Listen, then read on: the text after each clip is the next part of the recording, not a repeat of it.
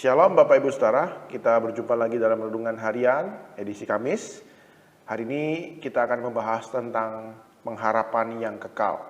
Nah saudara, mari kita membaca dalam surat Kolose pasal yang pertama ayat 3 sampai 5. Kami selalu mengucap syukur kepada Allah, Bapa Tuhan kita Yesus Kristus, setiap kali kami berdoa untuk kamu, karena kami telah mendengar tentang iman-Mu dalam Kristus Yesus dan tentang kasih-Mu terhadap semua orang kudus. Oleh karena pengharapan yang disediakan bagi kamu di sorga. Tentang pengharapan itu telah terlebih dahulu kamu dengar dalam firman kebenaran, yaitu Injil.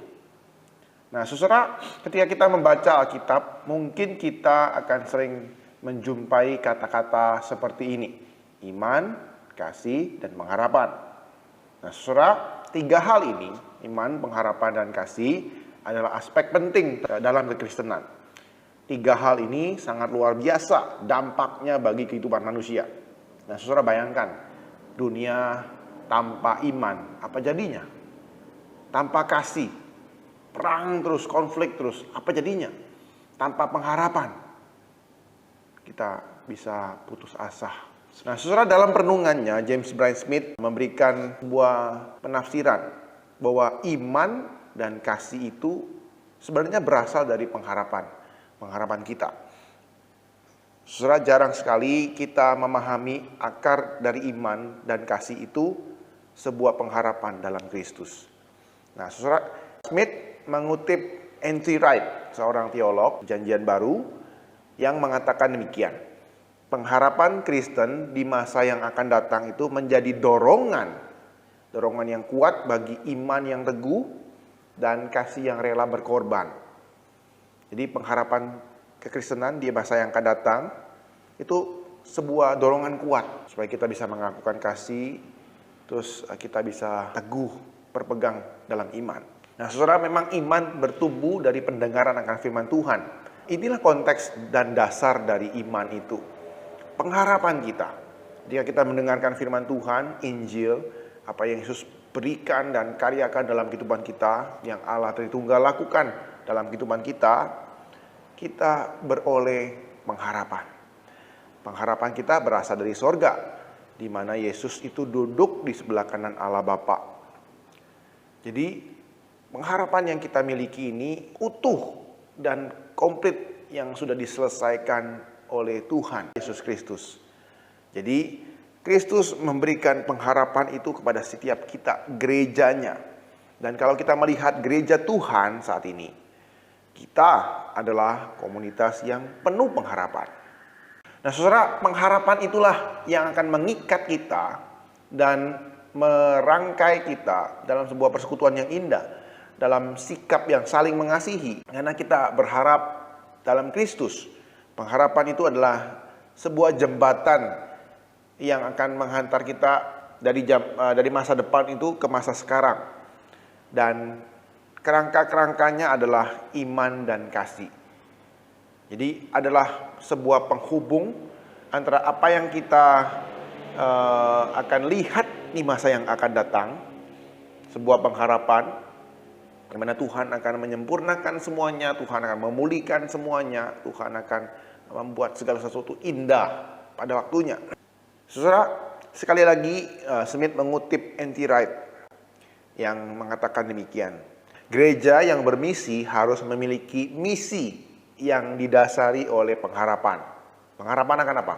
Pengharapan bahwa Kristus itu sudah bangkit.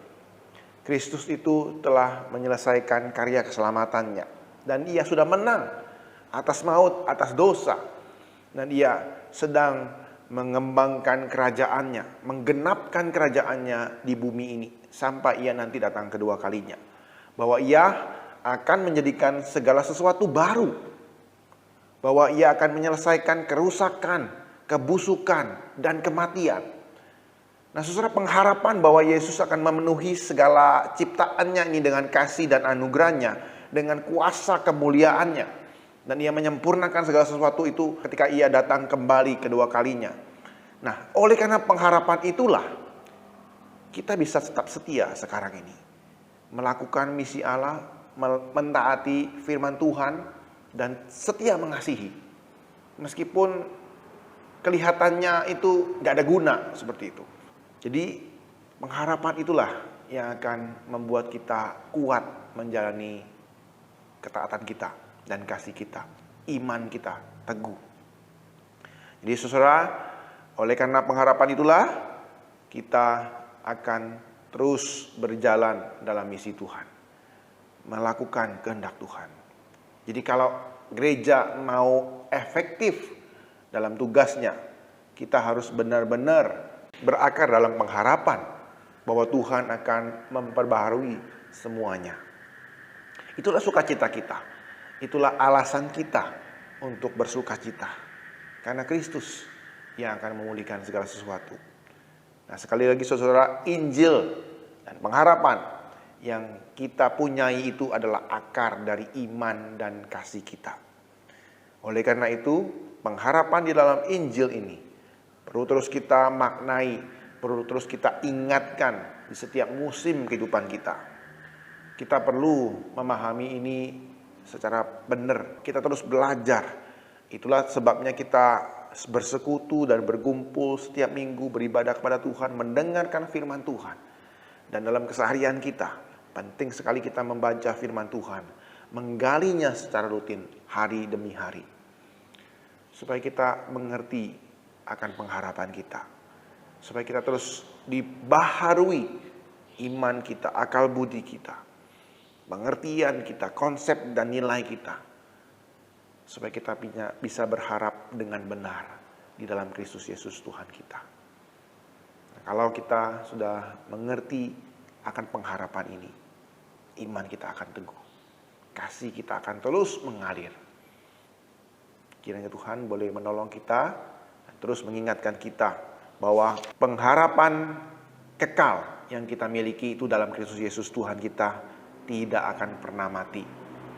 Nah, saudara, saya akan mengutip dari 1 Petrus pasal yang pertama ayat 3. Terpujilah Allah dan Bapa Tuhan kita Yesus Kristus, yang karena rahmat-Nya yang besar telah melahirkan kita kembali oleh kebangkitan Yesus Kristus dari antara orang mati kepada suatu hidup yang penuh pengharapan.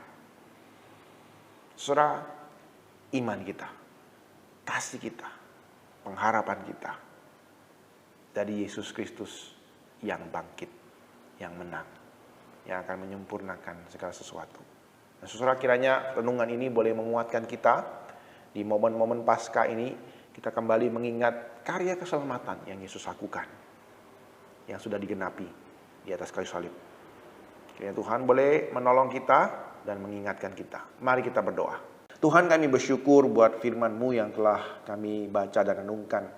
Paulus telah menuliskan suratnya kepada gereja-Mu di Kolose.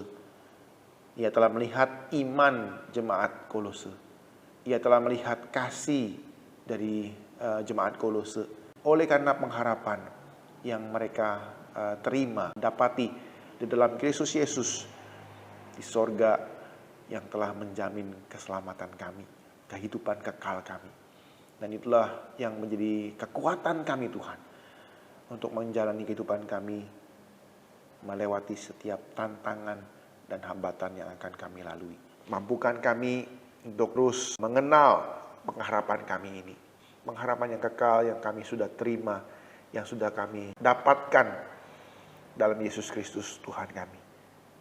Tolong kami Tuhan, mampukan kami untuk menghayatinya, memaknainya, dan mengerti terus hari demi hari lewat penggalian firman Tuhan, lewat perenungan firman Tuhan, dan setiap disiplin rohani yang kami lakukan. Terima kasih Bapa di surga, inilah doa kami dan permohonan kami. Demi nama Tuhan Yesus kami ucap syukur dan berdoa.